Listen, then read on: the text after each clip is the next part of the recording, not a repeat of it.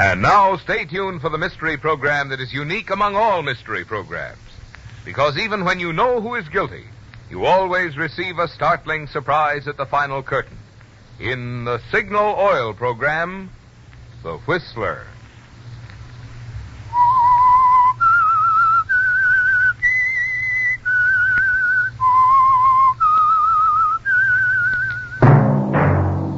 Signal, the famous Go Farther gasoline, invites you to sit back and enjoy another strange story by The Whistler.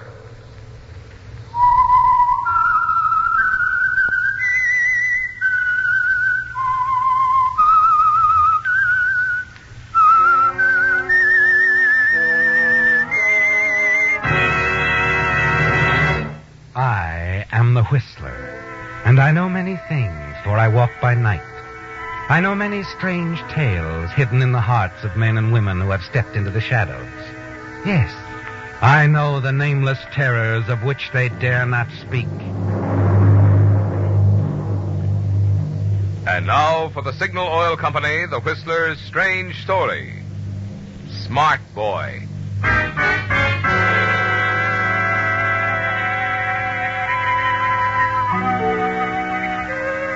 Carl Maxson sat waiting in the paneled outer office of Marty Randall Enterprises. The room was tastefully done, expensively furnished.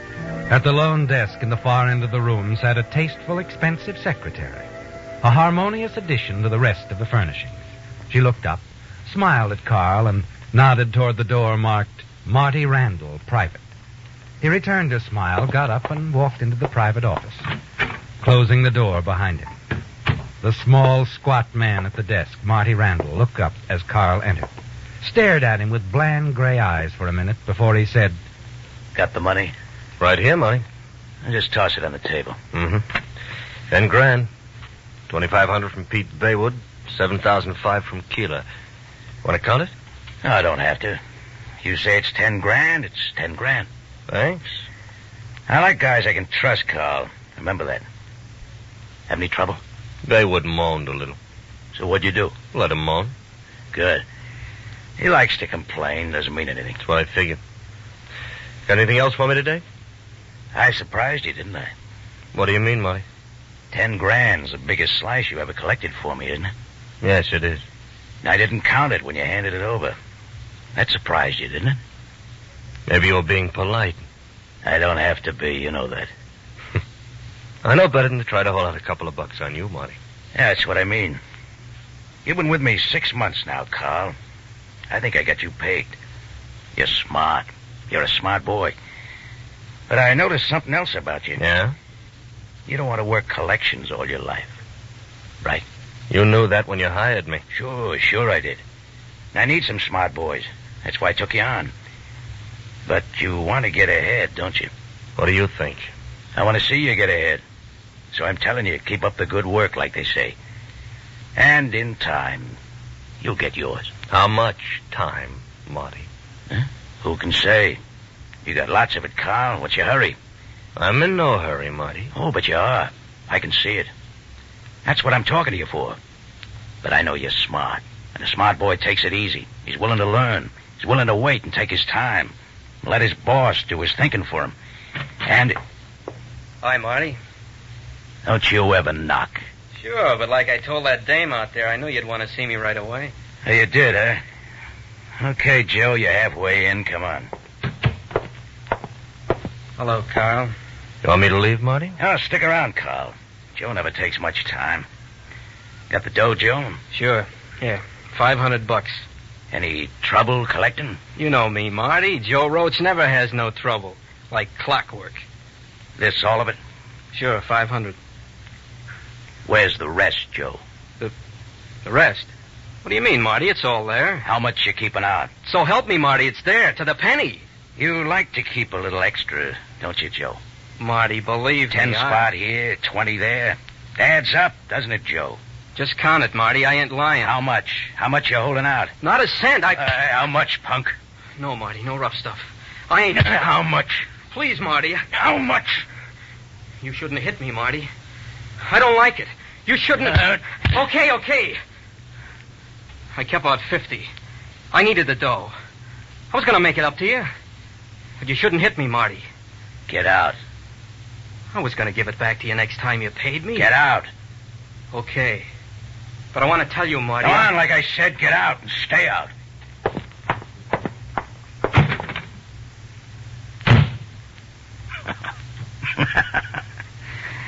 For a lousy $50, he's a punk. Well, Carl, you want to get ahead. You think you can be smart with guys like that?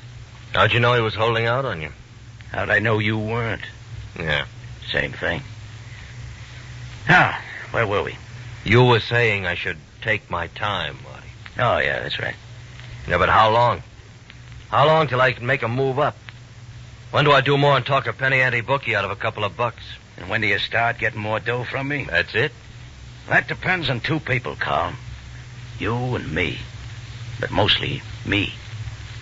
So, take your time, and you'll go far with me. Right? Okay. Trouble with you, Carl, you worry too much. You don't know how to relax. Now, look at me. I know how to relax. Gonna spend the day at the races. Say, why don't you come along? It'll do you good. Besides, I got some hot tips. The races? Well, sure, Marty. Why not? You're the boss.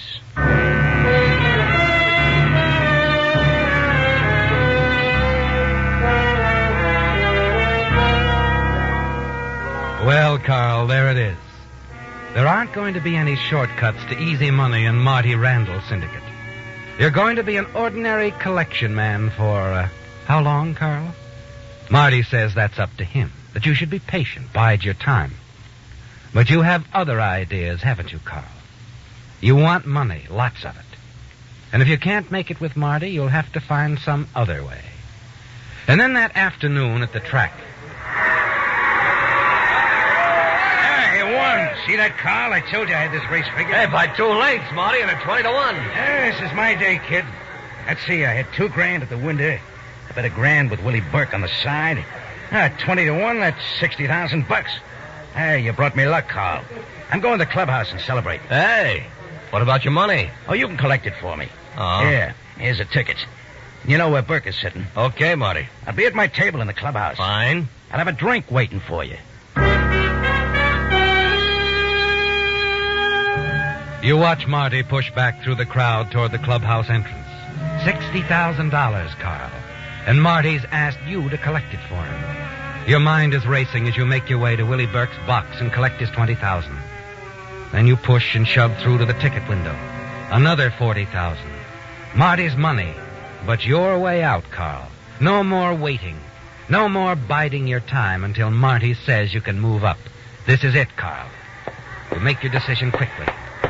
Hurry to the track entrance, and then to the taxi stand at one side. International Airport. And hurry.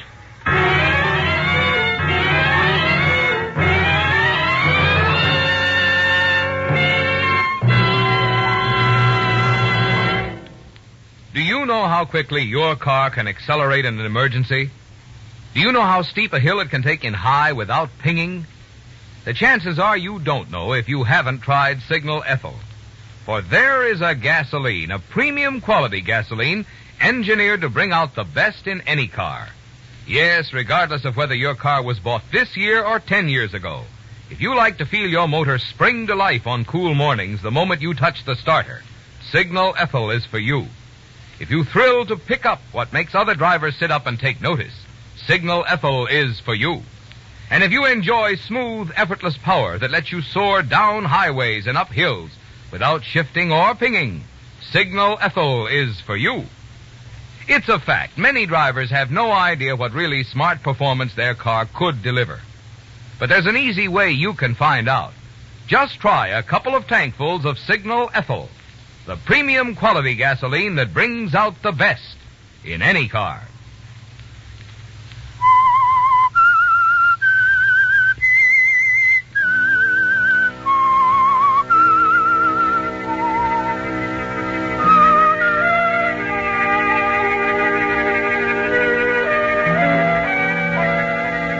It was easy, wasn't it, Carl? Almost too easy. And now 2 years have passed. Yes, it's been 2 years since you walked out of a racetrack with $60,000 in winnings belonging to gambler Marty Randall, your boss. You flew to South America with the money, stayed in remote villages where no one had ever heard of Marty Randall. And when you thought it was safe, you returned to the United States, changed your name from Carl Maxon to Carl Baylor, and bought a hotel in the small, select Sierra resort town of Ridgely. It's been a profitable investment, hasn't it, Carl? And Ridgely is almost as secluded and remote from Marty Randall as your village hiding places were in South America. In a matter of 6 months' time, you've become a successful, respected member of the community. And one of your best friends in Ridgely is Ed Hawthorne, the genial chief of police. Well, Ed, hi, sit down. What can I do for you? Well, you can tell me why the Sam Hill I haven't ran for chief of police. Oh, burdens of public office weighing heavily upon you? Carl, when I was just a cop, I spent my spare time doing whatever I felt like doing. Since I've been chief, if it ain't a lecture for the ladies' aid, then it's selling these doggone raffle tickets. It's the penalty you have to pay for high public acclaim. Yeah, none of it isn't.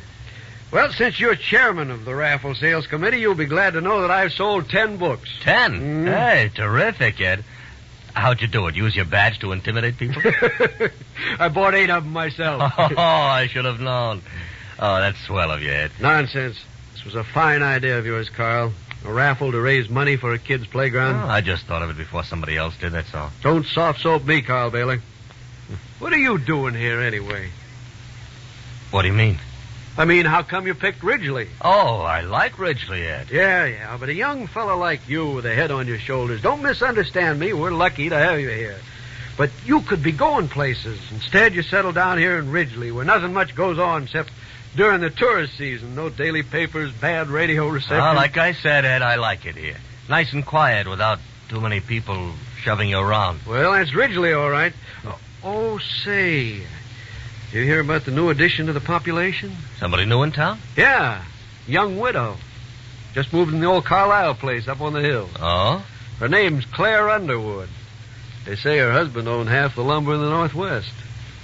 Kind of nice-looking lady, too. For good? Is she staying here for good? Oh. Yeah, seems like. She says she wants to live in a nice, quiet little town. Just like you do, Carl. Say, maybe you two have a lot in common.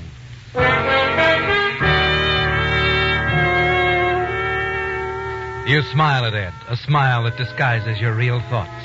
Thoughts about Ed's dullness, his plodding, slow-witted manner. Under ordinary circumstances, you'd never have made friends with him, would you, Carl? But hiding from Marty Randall changes all that. And Ed said something that interests you a great deal, hasn't he?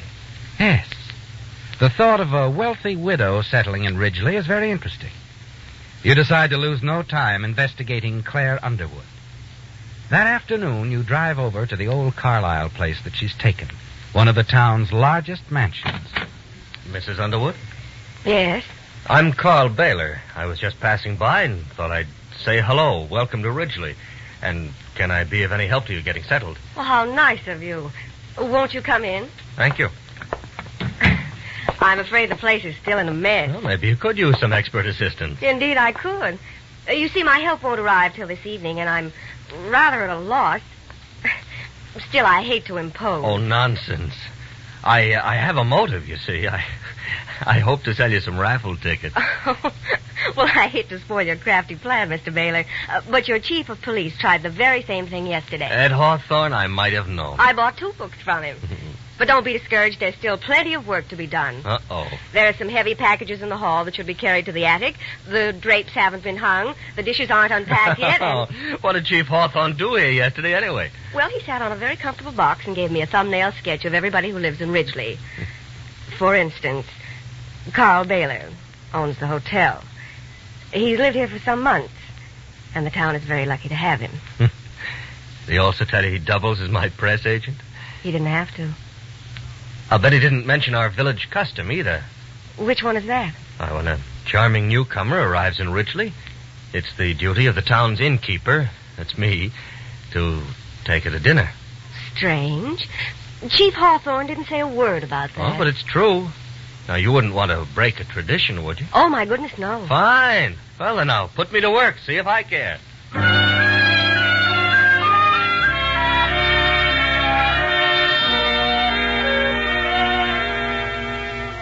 You do your work very well, don't you, Carl? Marty would be proud of the way you're taking his advice, biding your time with Claire Underwood. For the next 2 weeks, you help her get settled, introduce her to your friends, and the two of you spend many evenings together.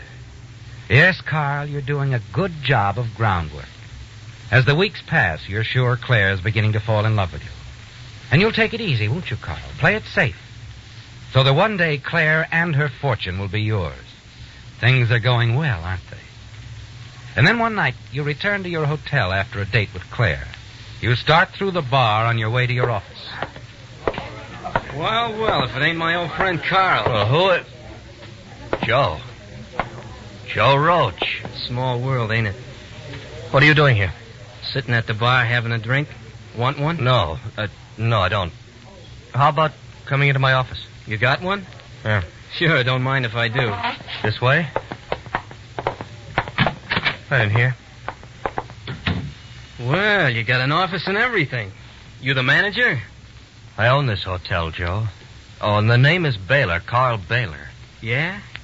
You know, you look pale, Carl. Real pale. What brought you here, Joe? Nothing. Just drifting. Mm-hmm. How's Marty? Marty? Yes, what's he doing now? Funny you'd mention Marty, Carl. Is it? Yeah, he'd like to see you. Mm-hmm. He'd like to see you a lot. He would? I understand he's always asking about you. Nobody knew where you went when you skipped out with his money. Marty's willing to pay a nice piece of cash to know where he can find you. Yeah. Funny thing. You know, Marty don't like me. Yeah, I remember. But I could work for him again. I could do it real easy. I just tell Marty where you are, and everything is hunky-dory. Is that what you're doing here, keeping out of Marty's way, huh? Yeah, just like you, Carl. Only there's a difference. I can go back if I tell Marty where you are. How much, Joe? Bet Marty will be real tickled to get his hands on you. How much? Marty will want to pay me something for bringing him the news. Marty can be real generous when he wants to. How much do you want from me, Joe? I'm your pal, Carl. We can make a deal. I won't turn you over to Marty. I'll stay right here in this town. And you can pay me $500 a week just for staying here. I can't afford it. It's worth it to you, Carl. I'll be right here. You won't have to worry about me blabbing. Just $500 a week. Now, look, All right, Joe. Good. You know, you ought to thank me. I'm doing you a big favor. Yeah. But get this. There's an empty room in this hotel next to mine. That's yours. Daytimes, I want you to stay in that room. The town pretty much folds at night. You can go out a little then. But keep out of sight and don't talk to anybody, see? Suits me. I can use a vacation. Nice, secluded place. I mean it, Joe. Daytime, stay out of sight, understand? Take it easy, Carl. Don't forget, I just gave you the biggest break you'll ever have.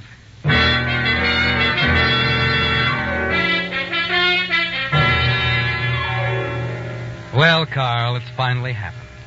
After all your running and hiding, one of Marty's old gang has finally caught up with you in Ridgely.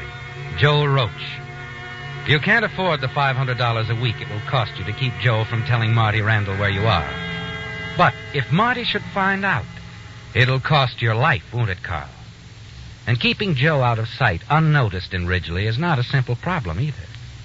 What would Claire Underwood think of your association with Joe and Marty Randall, Carl? And Chief of Police Hawthorne? Yes, Carl. You must be very careful and smart. You'll know that the next day when Chief Hawthorne calls on you. Have a chair, Ed. Oh, thanks, Carl. I will. Something the matter, Ed? You look worried. Oh, I guess I am. Carl, have you seen a stranger in town? Yesterday or today? Stranger? Little guy, thin, wearing a flashy suit. Looks like the racetrack type. No, Ed, I can't say that I have. Why? Well, I saw him this morning coming out of your hotel. Out of here? Yeah. That don't mean anything, of course, but he's the kind of fellow you notice, you know. I didn't like his looks. Something kind of familiar about him, too. Familiar? Yeah. You think you know who he is? No, but I've seen his face somewhere before. Oh. I guess I'm taking my job too seriously.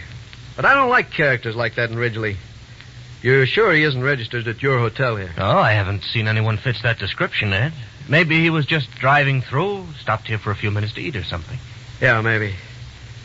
Carl. Hmm? You sure you don't have something to tell me? Because if you're in trouble of any kind, I'm your friend.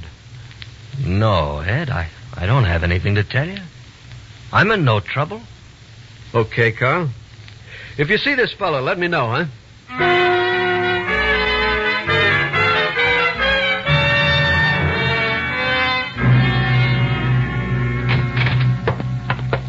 Carl, you could have knocked, you know. Thought I told you to stay in your room daytimes. So I went out a couple of minutes this morning to buy some cigarettes. So what? The chief of police saw you, you dumb dope. Yeah, and he thinks you look familiar. So? So that's what I meant when I told you to lay low daytimes. Every new face is a number one topic of conversation in this town, and the tourist season is over. I can't afford to let anybody not find out that I know you. Okay. But this is worse than stir. Except for my $500 a week. Yeah. Say, that reminds me. I was hearing some interesting things about you at the drugstore. If you told anyone you knew me or asked about me, so help Take me. it easy. I was just listening. Didn't open my yap. But what I'm hearing... Going around with a rich widow, they say. The town folks think maybe there'll be a wedding. So? So, if you're going to get your hands on some big dough of marrying this dame, let's make me cost you $1,000 a week. Oh, you cheap little punk, so help me out. Will you? You stand to lose quite a bit. If I tell Marty, he could really mess things up for you. $1,000 a week, huh? That's right. For how long? Don't rush me, Carl. I just got in town. Yeah, and you're leaving tonight. No kidding. You can't be seen here, not even once more. The police are suspicious already. I told you that. The town is too small. Well, I could go back to Marty. I don't know how he'd go for that $1,000 a week. Oh, look, you'll get your $1,000 a week, but you're not going to stay in town here at the hotel. I have a cabin up in the mountains, not too far from here. You'll have to stay there. How do I know you won't skip out on me while I'm up there? How do I know you won't tell Marty no matter how much I give you? Yeah. I never thought of that, Carl. Not till just now. Yeah. All right, I'll drive you up to that cabin tonight, Joe.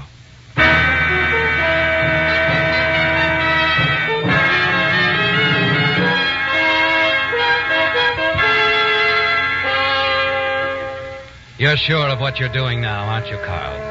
As you drive Joe Roach up to your mountain cabin, you're certain you've taken the one way out.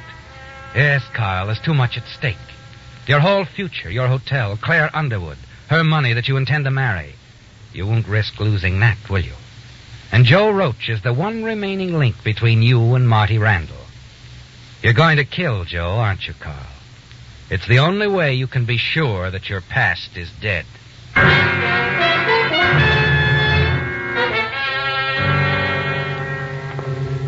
Hey, this cabin is okay. Big windows, fine view, nice bed. Of course, it's a little isolated up here, but I think I'll like it fine. Hey, you got any booze? What are you doing, Carl? You can see, Joe. I'm holding a gun. Oh, hey, now, wait a minute. You figured me wrong, Joe. You figured me all wrong. Oh, please, Carl, look. I'm all set, Joe. Own a nice little hotel in a resort town. Lots of miles between me and Marty Randall. We can make a deal, Carl. Anything you say. Everybody likes me in Ridgely, Joe. They respect me. I'm making good money. Pretty soon I'm going to get my hands on all the dough I'll ever need. Sure, Carl. So you don't want no murder rap? Marty'd never think of looking for me here, Joe, would he? Look, you gotta... So everything's perfect except for you. You can ruin everything. Just one word from you and I'm finished. I tell you, I'll leave. You don't know what you're doing. I'll never be able to rest a minute while you're alive, Joe. I'll always wonder, will he tell Marty? Will he keep coming back for money? Will he tell Marty? Listen to me, Carl. You gotta believe me. You gotta believe... Now I do, punk. Now I believe you.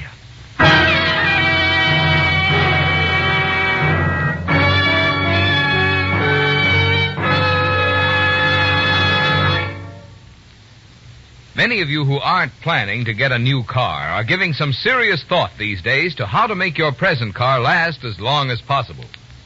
Well, the way a car is driven naturally has a lot to do with how well the car stands up.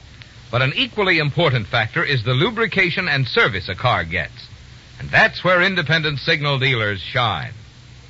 Having chosen the automobile servicing business as their permanent business, signal dealers are naturally interested in cars.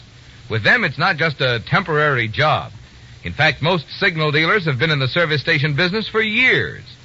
That means they've acquired the know-how in taking care of cars, which can make such a big difference in performance. Also, since each signal dealer is in business for himself, he realizes that his success depends on keeping you satisfied.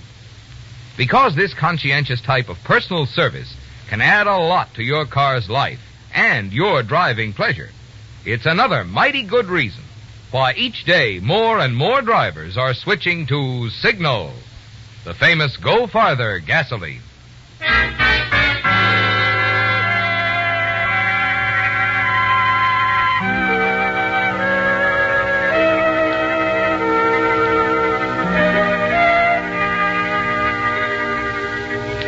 Well, Carl, Joe Roach is dead, isn't he? And with him, you're sure that your past is dead, too. You're certain that Marty Randall will never find you and kill you for running out with his $60,000. With Joe Roach out of the way, you're sure you're in the clear. Free to marry Claire Underwood and her money. Free to live your life out undisturbed in the quiet little town of Ridgely. The gun that killed Joe Roach is still warm in your hand as you move toward his body. All right, Carl. Ed? Put that gun down. Ed Hawthorne, how did you find... I saw the whole thing through the cabin window, Carl. Oh. I wish I hadn't seen it, too, believe me. Oh, I guess there's nothing I can say. Nothing except why you did it? Oh, it was blackmail, Ed. Just plain blackmail. I wish you'd told me you knew this man. This wouldn't have happened. I could have taken him off your hands, Carl. You could have what? I told you this guy, Joe Roach, looked familiar to me. And I told you I was suspicious of him. Yeah, I remember. I did some checking, then I set a wire. Tonight I got my answer. I was on my way to your hotel to tell you when I saw you drive out of town with him in your car. I followed you. Thought he might be troubling you some way.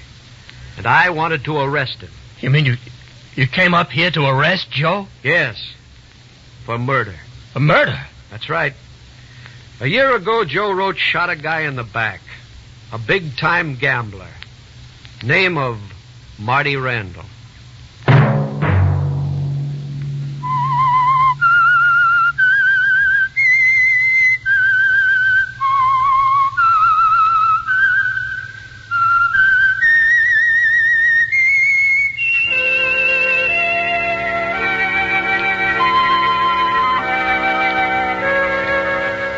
Let that whistle be your signal for the Signal Oil program, The Whistler, each Sunday night at this same time. Here's a reminder from the National Guard to men over 17 who are eligible for military duty. If you want to be sure of staying with buddies from your own hometown, train with your local National Guard unit. For more information, inquire at nearest National Guard headquarters.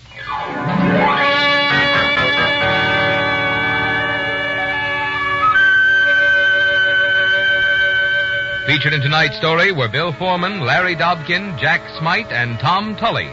The Whistler was produced and directed by George W. Allen, with story by Norman Kramer, music by Wilbur Hatch, and was transmitted to our troops overseas by the Armed Forces Radio Service. The Whistler is entirely fictional, and all characters portrayed on The Whistler are also fictional. Any similarity of names or resemblance to persons living or dead is purely coincidental. Remember at this same time next Sunday, another strange tale by The Whistler. Marvin Miller speaking for the Signal Oil Company. This is CBS, the Columbia Broadcasting System.